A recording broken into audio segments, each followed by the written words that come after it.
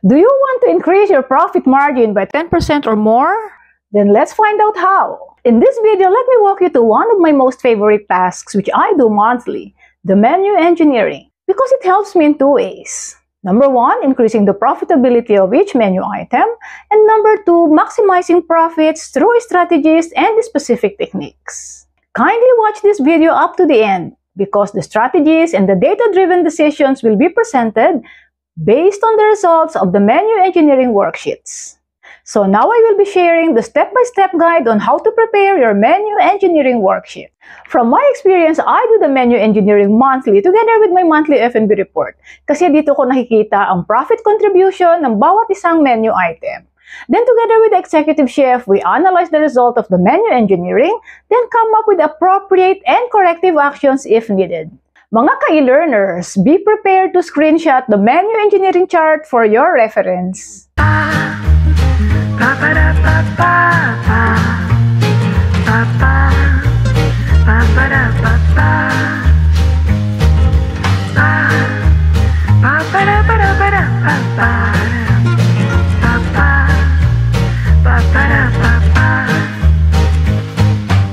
Hello! Magandang araw mga ka-e-learners! Ako si Miss E, ang inyong F&B specialist. I talk about food and beverage management. This channel is dedicated to all the hotel and restaurant management students, restaurant owners, food and beverage employees in the hospitality industry. Make sure you like, share, and subscribe so I can make more videos like these. My topics are based on my first-hand experiences in hotels, resorts, casinos, membership clubs, beach club, golf, and country club. Batay sa sarili kong karanasan bilang corporate F&B executive, F&B director, trainer, mentor, consultant, and pre-opening expert. I develop policies and procedures for F&B operations, food safety and hygiene, F&B sustainability, F&B cost control, and pre-opening templates and guidelines. I create tailored workshops and training solutions with coaching and mentoring. I want you to be empowered at magkaroon ng kaalaman sa pasikot-sikot sa food and beverage management. If that sounds good to you, then please give me a big thumbs up and let's go! Ano ba ang menu engineering na madalas nating marinig? Ito ay ang systematic process para ma-identify natin ang profitability at popularity ng bawat isang menu item. Mga ka-e-learners, kung hindi pa kayo nakasubscribed, please do. And then kindly hit the notification bell for you to get notified of my new videos. Kindly comment down below what other related topics would you like me to discuss and give me a big thumbs up so I can continuously do more videos for you. Thank you mga ka-e-learners! Alright, tignan natin ang matrix ng ating menu engineering. Meron tayong 4 menu item classifications. On the left side are the puzzles and the stars. Sila ang mga profit drivers at sila ang nagbibigay ng malaking profit contribution. On the right side naman ay ang ating mga lazy performers pagdating sa profitability. Sila ang dogs at ang plow horse na maliliit lang ang ating kinikita sa mga items na ito. So Miss E, ang tanong, meron bang formula para makuha ang popularity at profitability ng bawat menu item? And my answer is, kung wala kayong automated system in place to extract your menu engineering data, you can manually work on your numerical data using your own spreadsheet. So ito yung formula ng profitability and popularity.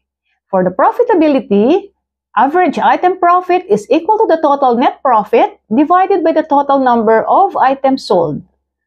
For popularity, average popularity is equal to 100% divided by the total number of items multiplied by 80%. But put in mind that menu engineering is not a one-time job. It has to be an ongoing task, at least to be done quarterly kung hindi mo kayang gawin monthly. So take a serious look kung paano natin gagawin ang ating menu engineering sa sample na ito.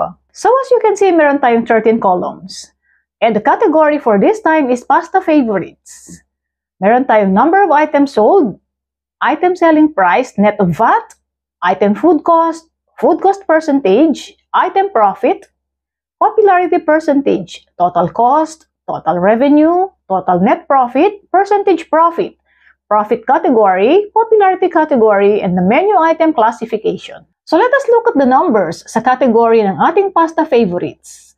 So we have here 7 items: pasta blanca, pasta negra, pasta verde, pasta roja, pasta amarillo, pasta naranja, and pasta morado. You have to remember the number 1 rule. You have to group your items according to category. Example, main courses sa main course, soups by soups, appetizers or starters all together, sandwiches, pasta, and others. You sold 183 orders for this category. Pasta Blanca being the highest at 46 orders, and Pasta Morado sold the lowest at 7 orders only.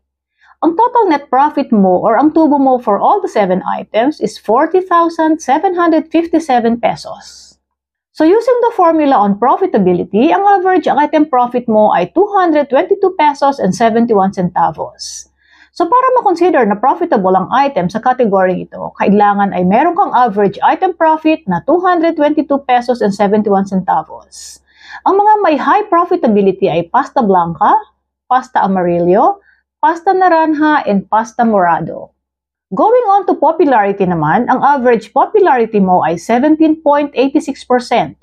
So para ma-consider na popular ang item sa category ito, kailangan ay meron kang average popularity na 17.86%. Ang mga menu item na may mataas na popularity ay Pasta Blanca, Pasta Verde, at Pasta Negra. So i-classify na natin each menu item. Ang Pasta Blanca ay high in profitability at high in popularity, kaya ang classification niya ay star. Ang Pasta Negra naman ay low ang kanyang profitability pero high naman ang popularity, kaya classified siya as plow horse. Ang Pasta Roja naman has low profitability and low popularity, so classified as dog. Ang Pasta Morado ay high in profitability but low in popularity, so siya ay classified as puzzle. So ilagay na natin ang mga items sa 4-box matrix after natin na sila ay maklasify. So tingnan natin ang kanilang mga classifications. Sa plow horse, nandoon yung mga items na high in popularity but low in profitability. Nandoon si Pasta Verde at si Pasta Negra. Sa star naman, high in popularity and high in profitability, nandoon ang Pasta Blanca. Sa dog, low in popularity and low in profitability, nandoon ang Pasta Roja. At sa puzzle, low in popularity and high in profitability, nandoon si Pasta Amarillo, Pasta Naranja, and Pasta Morado. Now that we have classified each menu item, let us go to the strategies for you to come up with your data-driven decisions. So what do you do with the stars? They are highly popular with high profit margins. So it is highly recommended that you put them on spotlight. Kasi ako, I would always let my team members know which are the stars in the menu because they are the ones selling. Yung mga stars, pwede mong gawing signature dishes or chef's recommendations para lalo siyang ma-highlight sa menu. Ilagay mo ang mga stars sa highly visible spots ng menu just to ensure that the customers are very much aware of this. So do not try to change the quality of the stars. Dapat hindi mo siya palitan o kaya baguhin ang recipe nito. So, ano naman ang gagawin sa puzzles? These are items with high profitability but low in popularity. Malaki ang profit margin pero mahirap siyang ibenta. So, ang challenge dito ay kung paano mag-increase ang sales ng item na ito. Kailangan sa mga items na ito ay ma-feature sa promos, sa mga chef's recommendations para ma-boost ang sales. Ang mga puzzles, pwede mong baguhin at pagandahin ang description. Pwede mong i-improve ang plating, presentation, para maging more saleable and appealing. So you need to advertise sa mga table talkers, menu boards, promotions, and posters. You may highlight them by boxing them or use bold and bigger fonts para makatawag ng attention. Kailangan kasama din siya sa mga suggestive selling. So importante na malaman ng service staff which are the puzzles. So now we go to your lazy performers. Ito yung mga items with low profit margins. Hindi masyadong malaki ang kinikita natin dito, so what do we have to do with them? Ang mga plow horses ay highly popular with low profit margins, pero hindi naman natin dapat alisin. So your customers like these items, pero hindi siya profitable. So habang tumataas ang benta niya, lumiliit naman ang profit margin mo at tumataas ang iyong cost of goods.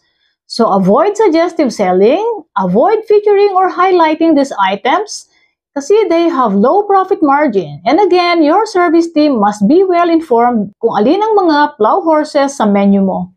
Ang mga plow horses ay pwede mo naman siyang i-replating o kaya ay pwede mo naman siyang dagdagan ng isang low-cost item, i-bundle mo siya at i-combo mo, and then sell at higher prices para naman tumaas ang kanyang profitability.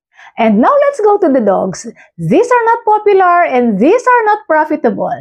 Pwede mo naman siyang alisin sa menu. Kaya lang kung hindi ka pa magpapalit ng menu at hindi mo pwedeng tanggalin ang mga dog items immediately, you need to increase the price to increase the profitability and the profit margin of each item. Makabenta ka man ng isa-isa, at least you stop losing money. Kung hindi pa maaalis ka agad sa menu ang mga dog items, iwasang i-suggestive sell o i-highlight at i-feature as chef's recommendations. Kapag ang dog ay hindi recyclable na item, tapos may required pa na special labor cost at special ingredients to prepare, then you have all the reasons na alisin na kaagad sa menu. Kasi it may cause high risk of spoilages at mag-contribute pa sa high food cost. So mga ka-e-learners, remember that menu engineering is your best friend and a very powerful tool in providing the key to successful profitability strategies. If you fail to achieve your target average check in 3 months, you need to review your menu offerings, your prices, and your menu design. And that's it for today's video mga ka-e-learners. Thank you and see you on my next one. Keep watching, keep on learning, and keep on doing your menu engineering. Bye! Ba ba